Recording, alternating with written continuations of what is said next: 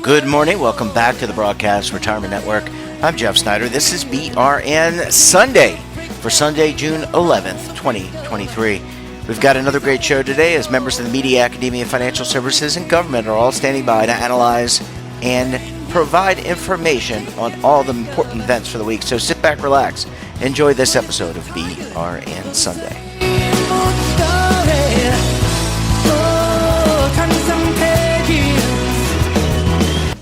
Well, we're going to kick off the show with a look at what is happening on Capitol Hill in terms of legislation, regulation, litigation, mitigation, mediation, arbitration, anyation. And look, they are back together again. See, we are a uniter on the Broadcast Retirement Network. We're not a divider. Kevin Walsh, David Levine, both are principals with Groom Law Group. That's an employee benefits law firm based in Washington, D.C. Gentlemen, great to have you both on the program. Thanks so much for joining us this morning. Thanks for having us on, Jeff. And, with the beginning of summer, I'm here with a sense of celebration. I'm going to start adding that one to our intros every morning. David, I want to come to you because the Internal Revenue Service, our friends at the IRS, and they are our friends, just came out with, I think, some new guidance on forfeitures. I want to get your take on that. But first, just for our audience, and some people may be in the industry, some people may not be, what are forfeitures? And then we can get to the regs. Absolutely. And, it's good to be here with Retirement Nation as well as Bachelor Nation. Sorry, I couldn't throw in that. I'm trying to keep with the alliteration today, Jeff. So what are forfeitures? Well, when you run a 401k plan, I'll just use 401k. It's similar for 403b and some 457. When you put in money, your own money, when it goes into a plan, that's yours. That can't be taken away. So nobody should be worried that when they put their own money into a 401k, that they can forfeit it by walking away from their employer. But a lot of employers in this day and age, especially as we've seen the decline of traditional defined benefit plans in many industries, also provide matching contributions or so-called non-elective or profit-sharing contributions. Matching contributions are amounts that say, hey, if you contribute 1% of your salary, we'll match that 1%, or we'll give you 50 cents on the dollar for what you put in. And similarly, non-elective contributions are an employer just saying, you know what? We're going to give Jeff 3% of his compensation for the year and stick it in the plan. Both. Congratulations, Jeff. I'm very happy to hear that you got that. And you'll be just to make sure Kevin is funding that. But moving forward. Thank you, Kevin. Go ahead. I'm sorry. No, I was waiting for him to say you're welcome. So I do my best, guys. What happens? Thank you. So the way it happens is when you leave an employer, for instance, the employer's plan sometimes will say all money that goes in is yours forever. But some plans say you have to work a certain number of years or a certain period of time in order to be so-called vested in that money. In English, it means vesting means you have a right to something, and maybe it'll happen slowly over time. It might be after 3 years, you're entitled to 40% of the money. And then after 4 years, you're entitled to 60 or things like that. There's lots of different ways to do it. So what happens is if you leave your employer and you take your money out of the plan in some other situations, what happens is that money is withdrawn from your account. And if you come back, you might be able to get it restored, but it's withdrawn and it's effectively forfeited. So when it goes into forfeitures, the money is forfeited and it goes into a bucket inside the plan where it's just cash. Some employers use forfeitures to pay the cost of employer contributions to the plan. For instance, the match, I just talked about it. Sometimes they use it for administrative purposes. Sometimes they allocate it out to everybody in the plan for a year in some format, or sometimes they do carry it over a bit. Now, the IRS, to get to where we are, has for years been saying in its newsletters and other sort of, I'll call it informal guidance, you need to use up your forfeitures. Because a defined contribution plan, a 401k, isn't supposed to have unallocated amounts forever sitting in this sort of bucket, sitting there in forfeitures.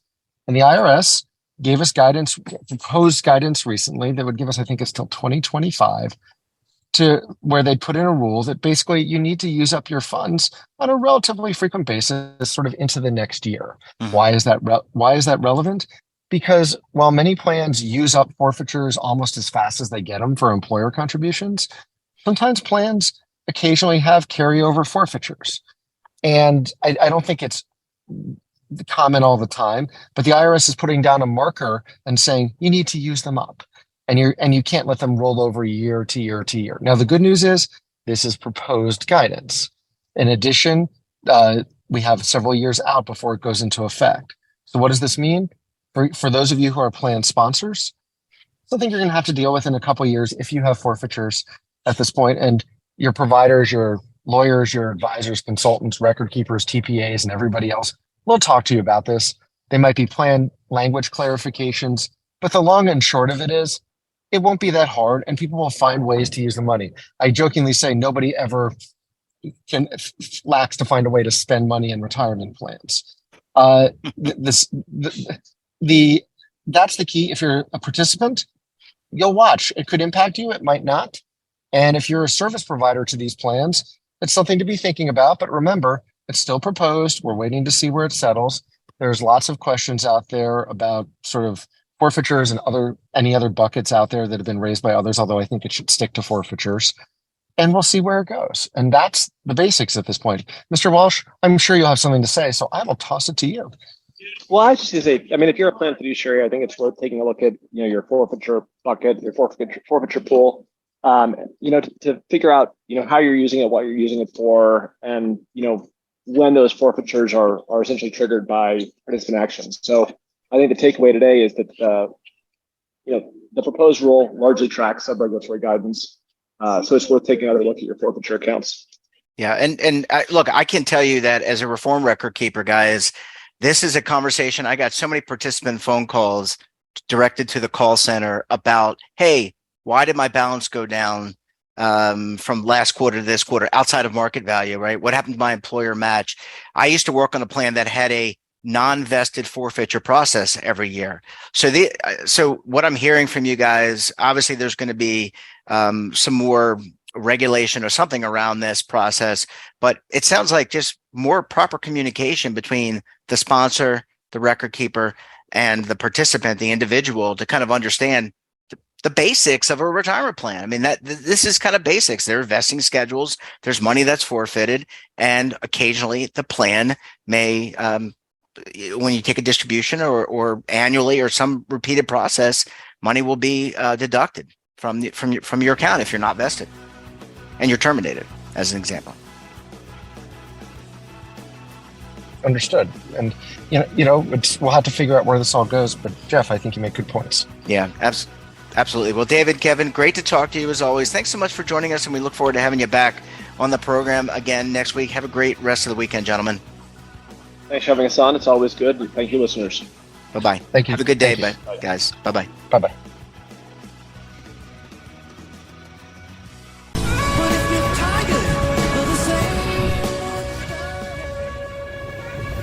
Imagine a new television network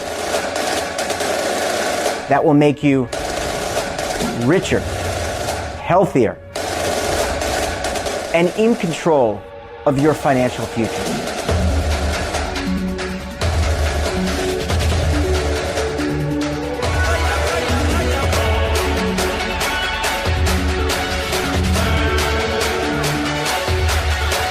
This network is for the policewoman in Nashville, Tennessee, the baker in Dubuque, Iowa, the teacher in Lexington, Kentucky. We want to make the idea of savings and retirement culturally relevant. But what do you see as a defining issue of the midterms?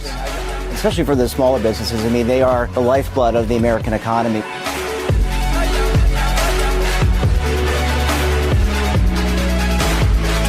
Featuring exclusive interviews, current affairs, and docuseries.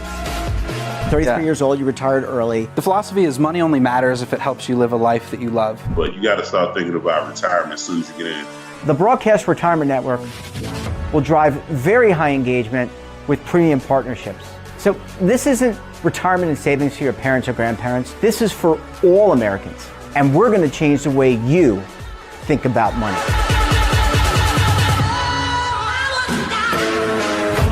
Welcome to the next frontier of retirement and savings. This is BRN, the Broadcast Retirement Network. Are you stuck with a low credit score? A credit report and score that's causing you to be denied credit or pay higher interest rates than others for the same things? Then do what Terrence did and call Credit Repaired for your free credit evaluation to help restore your credit. I started thinking about buying a new house, and my score wasn't where I needed it to be. I called and spoke with one of the representatives, and we just had a good conversation, and I liked what he was saying. Just one call for his free credit evaluation was all it took to start back on the track to repairing his credit. I'm seeing the deletions and I'm getting the report, so I know something's being done. It does make a difference to me. All it takes is one call to get started. Credit Repair has given me a second chance to have a better credit score. Don't let a low credit score hold you back another day. Do what Terrence did and make the call for your free credit evaluation. Call 800-819-4152. That's 800-819-4152. Again, 800-819-4152. Welcome back. Now, time to take a tour around markets this week. Joining us on the line, he is the lead anchor for the TD Ameritrade Network, Oliver Renick. Oliver, thanks so much for stopping by the program this week. Oh, as always, absolutely. Thank you, Jeff. Yeah, it's great to have you on. All right, Oliver. Why don't you give us your thoughts on the flavor of the market? I know so many people have said we're now in a bull market. I didn't even know we were in a recession or a bear market. I just knew there was market volatility, but all of a sudden, I guess the technical analysts out there said we're in a bull market. So, are we in a bull market? Well, yeah, we're 20% off the lows for the S&P now. We've been there for a while for the NASDAQ, so I think by definition of distance traveled off the bottom, we are indeed in a bull market. There's a lot of other things that add up to bull market style behavior. We're seeing economic data kind of like hit the sweet spot where it's cooling enough to persuade the Fed that maybe they don't have to be as aggressive fighting inflation, but not cooling too fast to cause, major concern about a deep recession. As far as the definition for a recession goes and where we are there, that's obviously the big debate. Last year, if you use the old definition of recession, then we already kind of got one. Things have slowed on a relative basis compared to like the COVID, tech boom, quarantine economy, and then the initial kind of thrust out of quarantine. So we're definitely not keeping that pace. The economy has absolutely slowed down. The number of jobless claims on a steady rolling basis now, continuing claims, are moving in a fairly recessionary way. But there's also some very healthy points of the economy. Labor is still pretty solid, generally speaking, and the services and the travel and the consumer side of the economy is still fairly robust. Not the best, but not the worst. And you have a situation that, I hate using this term as much as I might kind of disagree with it, but Goldilocks is what people like to call it in the financial world. That is a very Fed-centric style turn of phrase, which basically means cool enough to keep the Fed off our throat and strong enough to allow earnings and profitability to kind of maintain and decrease more slowly than people thought. That was kind of the story of this earnings season, profitability moving more slowly than people had expected.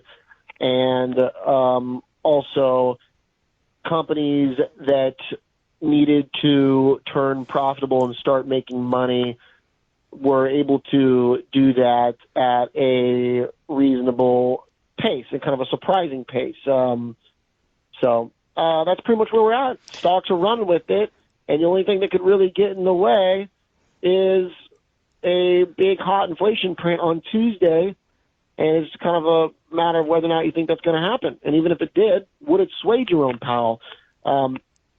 And it doesn't look like it will, because he has been very, very, very, very, very, very accommodative, dovish, and expressing, I think, sort of a misplaced concern about certain aspects of the economy, and that's why he says he's not necessarily going to hike. Yeah, I was going to ask you. We got the Fed meeting coming up, and I guess it's always got to be like the one thing that everyone's got to focus on. But that's a big decision point. Just based on what you're saying, what do you think is a direction that? What is the direction you think that he could take? Well, I think it's pretty set up at this point for him to pause and take a break from hiking. The market's very convinced he's going to do that. There's about a 75% chance he does that, according to the market. And the market usually doesn't get these things wrong, or rather, Powell has proven he does not want to upset the market. He's never really done anything the market hasn't told him to. So the fact that the market says 75% chance he's not going to do anything next week, then that's probably the line that you want to take. That being said, I do think there are some elements he's shown in the past for the willingness to kind of go against the grain a little bit and be a little bit more aggressive with inflation. But we haven't heard that from him in a long time. So I think you'd have to have a scorcher next week for them to hike. Now, that being said, it's been like the most volatile Fed expectation ever. The predictions for next week have been all over the map. The odds have been going up, they've been going down, they've been going all over the place. So if there is a really surprisingly hot number, then maybe he could at very least tell us, that there's going to be a hike later on in the future. Hard to really know. So, we'll see. Yeah. I got to think he already knows the number. It's not like it just magically appears next week. I'm sure they know the number, just thinking this through. And then it's all about, maybe. I don't know. Come on.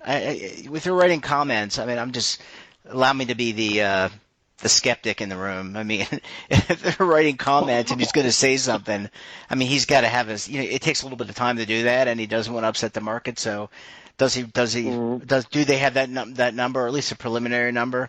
And then to your point, you don't want to disrupt the market too much, although he's done that. And so, how much does he watch the stock market when he makes his quote unquote decisions? Anyway. Go ahead, I don't think that's a great question that I've wondered myself, and I'm convinced that he doesn't watch it at all. Okay. I really don't think he cares about the stock market, because if he did, then he would be a lot more cautious about the route that he's heading down, because the stock market, if you have any belief in the wealth effect at all, then that would be a positive force on inflation. So, yeah. I think he should care about the stock market, but I don't think he does, because he's remained extremely dovish while the stock market is melting up to like .com style valuations again.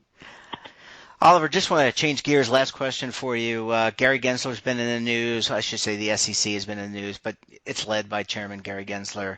And I know you have been you've said a lot of things about cryptocurrency, but I want to get your reaction to Binance, to Coinbase. Each has suffered the wrath of the Securities and Exchange Commission in terms of lawsuits and other concerns. Forgetting I don't want to talk about the companies per se, but just what does this mean? It's just more tumult in the cryptocurrency industry. And do we ever get to a point where there isn't this wide swing in market prices for Bitcoin, Ethereum, the 300 plus flavors of crypto? What does this all translate to? I think it basically is, first of all, should be expected. It's kind of self-induced by the exchanges. Coinbase has very clearly been just kind of ignoring the fairly obvious nature of what is security in a lot of these instances and how people are trading them and how people are using them. So the fact that they are, oh, it's so confusing. How do we know it's a security? Like, give me a break, okay? The tokens and the vast majority of crypto exist for speculative purposes. They know that. So the fact that Bitcoin is called a commodity is a massive, massive win for their industry, and they really shouldn't be pushing it any further. I feel like, they kind of tried to go with the do and ask for forgiveness route. They saw a bunch of money in trading these assets and enabled it, and now they want to try and ask for forgiveness. So, that's very different than Binance, which, in my mind, pretty been fairly, I think, kind of obvious that Binance is going to be a problem. Just anecdotally from reports of people in the crypto world I know have always pointed to Binance as having some odd dealings from a user experience basis and how to get your coins out and stuff. And then the fact that CZ kind of responded to the way he did with the FTX situation, to me, just always was a little odd. It kind of felt like he was pretty eager to throw Sam Bankman-Fried under the bus so that, there could be sort of a, feed the bear so the bear doesn't catch you, but the bear gets you eventually. Can't really outrun the bear. And I do think that is just, really emblematic of what the industry is. None of it should really be that surprising. And all of it has added up to the worst performance of Bitcoin next to the NASDAQ since FTX blew up. The correlation between Bitcoin and the NASDAQ is one of the most negative on history right now, and that is a serious problem for the coiners because their dream case scenario was that the two would uncouple and decorrelate because Bitcoin would be going up, but the opposite is happening. Everybody's taking risks again in the stock market. Everybody's buying tech-related themes and futuristic businesses, pouring money back in, and nobody's even touching Bitcoin. In fact, they're taking money out. So it's, the bell tolls for the change in my mind. You know what they say, sometimes you get the bear, sometimes the bear gets you. Oliver Renick, always great to talk to you. Thanks so much for joining us, and we wish you a wonderful rest of your weekend, my friend. All right, have a good weekend, Jeff. Bye-bye. Bye-bye. And that wraps up this episode of BRN Sunday. Have a topic of interest, someone you think we should talk to, drop us a line. And don't forget, for all the latest curated news and lifestyle, wellness, finance, tech, so much more, and all in one place, check out today's edition of our daily newsletter, The Morning Pulse. Want to search our archives, check out our latest content, we'll visit our website, and of course, all of our streaming partners. We're back again tomorrow for another edition of BRN AM. We'll have a very special guest. Until then, I'm Jeff Snyder. Stay safe, keep on saving, and don't forget, roll with the changes.